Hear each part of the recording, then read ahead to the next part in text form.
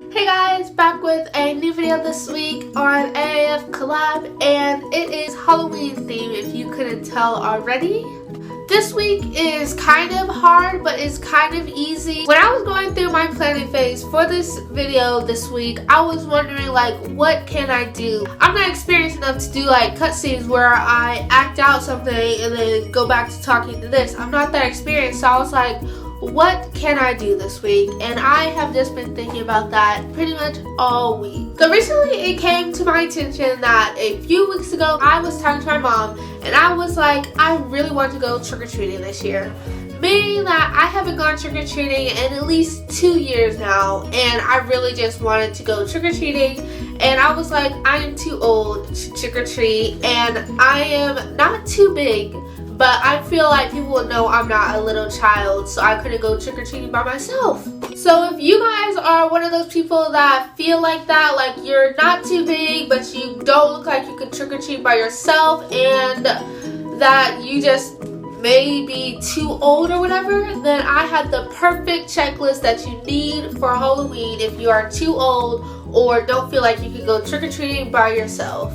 So I was talking to my mom and I was like, I really want to go trick-or-treating, obviously for the candy. And I was like, I can't go by myself. Obviously for Halloween, you want to have a costume because costumes, you don't stick out as much and you don't look like the old, like parent, teen, just here because I have to be person. So you want a costume if you want to get candy. So make sure you have a really awesome costume to go trick-or-treating in.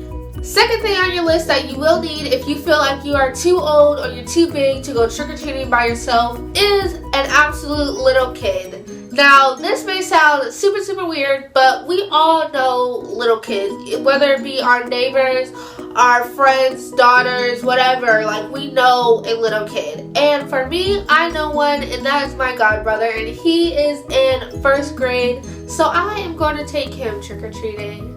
Third thing, and most obvious thing you will need is a neighborhood. Now, obviously, duh, you will need a neighborhood, but some people don't live in neighborhoods. Some people just live like in the country or whatever, and they just live like isolated. But you will need a neighborhood if you want to go trick-or-treating and you want to get candy. So I suggest you go to the biggest neighborhood out there. For me, it's the neighborhood right down the street from me, but my neighborhood is kind of big and my dad got word that my neighborhood is good for passing out candy, so I might just stay here.